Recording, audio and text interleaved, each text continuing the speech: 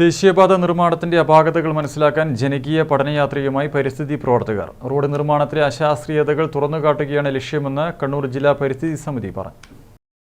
കാലവർഷാരംഭത്തിൽ തന്നെ ഉണ്ടായ ദേശീയപാതയുടെ തകർച്ച ഗൗരവമുള്ള പഠനം അർഹിക്കുന്നുവെന്നും വിശദമായ സാങ്കേതിക പഠനത്തിന് ശേഷം മാത്രമേ ഇനിയുള്ള നിർമ്മാണ പ്രവർത്തനങ്ങൾ നടത്താൻ സാധിക്കുകയുള്ളൂ എന്നുമാണ് പരിസ്ഥിതി പ്രവർത്തകർ അഭിപ്രായപ്പെടുന്നത്.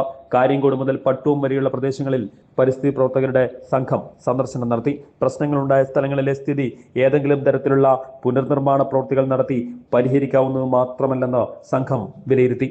ഇപ്പോൾ പല സ്പോട്ടുകളിലും ഞങ്ങൾ തൽക്കാലത്തേക്ക് ഇത് ആളെ കാണിക്കാതിരിക്കാനും അതിൽ വിള്ളലിൽ താറൊഴിച്ചിട്ടും അല്ലെങ്കിൽ സൈഡ് ഭിത്തികളിലുണ്ടായിട്ടുള്ള വിള്ളൽ പരിഹരിക്കുന്നതിന് വേണ്ടി അവിടെ സിമൻറ്റ് തേച്ചിട്ടും ഒക്കെയുള്ള ഓട്ടയടക്കൽ പരിപാടികളാണ് ഈ ദിവസങ്ങളിൽ നടന്നത്. സത്യത്തിൽ ഈ പാതയുടെ മൊത്തത്തിലെടുത്തുകൊണ്ടുള്ള ഒരു പാരിസ്ഥിതിക ആഘാത പഠനം നടന്നിട്ടില്ല എന്നുള്ളത് കൊണ്ട് തന്നെ ഇതിൻ്റെ എല്ലാ കാര്യത്തിലും മണ്ണ് പരിശോധനയുടെ കാര്യത്തിലായാലും അല്ലെങ്കിൽ ഇതിൽ ഇടുന്ന മണ്ണിൻ്റെ എടുക്കുന്ന സ്ഥലത്തെ മണ്ണിൻ്റെ സ്വഭാവത്തിൻ്റെ കാര്യത്തിലായാലും ഒക്കെ തന്നെ വലിയ തകരാറുകൾ സംഭവിച്ചിട്ടുണ്ട് എന്നുള്ളത് മനസ്സിലാക്കാനായി.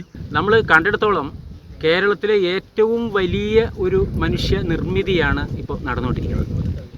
അത് തന്നെ എന്തുമാത്രം അശാസ്ത്രീയമായിട്ടാണ് നിർമ്മിച്ചുകൊണ്ടിരിക്കുന്നതെന്നും യാതൊരു തരത്തിലുള്ള മോണിറ്ററിങ്ങോ അതുപോലെ വിലയിരുത്തലുകളോ ഒന്നുമില്ലാതെയാണ് ഈ തരത്തിലുള്ള പ്രവർത്തനങ്ങൾ നടക്കുന്നത്. അതിൻ്റെ ഫലം ഇപ്പോൾ കണ്ടുകൊണ്ടിരിക്കുകയാണ്.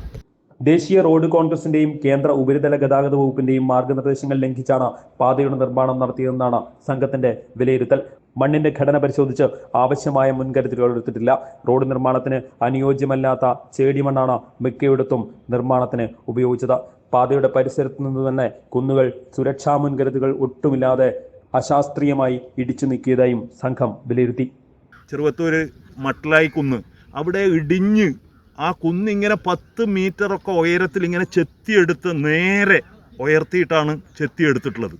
സാധാരണഗതിയിൽ മണൽ സ്റ്റെപ്പായിട്ട് അല്ലെങ്കിൽ അങ്ങോട്ട് ചരിച്ചിട്ട് ഒക്കെ എടുക്കേണ്ടതിന് പകരം കുത്തനെ റോഡിലേക്ക് ഇടിഞ്ഞു വീഴുന്ന തരത്തിലുള്ള നിർമ്മാണ പ്രവൃത്തികളും മണ്ണെടുപ്പുമാണ് അവിടെയൊക്കെ നടന്നിട്ടുള്ളത്. അതുകൊണ്ട് തന്നെ അവിടെ വിലപ്പെട്ട ഒരു ജീവൻ, തൊഴിലാളിയുടെ ജീവൻ നഷ്ടപ്പെട്ടു. 2 തൊഴിലാളികൾ ഇപ്പോഴും ഗുരുതരമായിട്ടുള്ള പരിക്ക് പറ്റിയിട്ട് ആശുപത്രിയിലാണ്.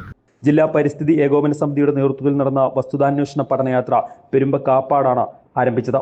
Seek director T P Padmanabha master flag off ചെയ്തു. K E Karunakaran, N Subramanian, geologist Radhakrishnan Kinattunkara, C Vishalaksha master, doctor E Unnikrishnan, P P Rajan, Ramith, V C Balakrishnan, K V Satheesh Kumar, C D N Divakaran തുടങ്ങിയവർ നേതൃത്വം നൽകി. News bureau, Payyanur.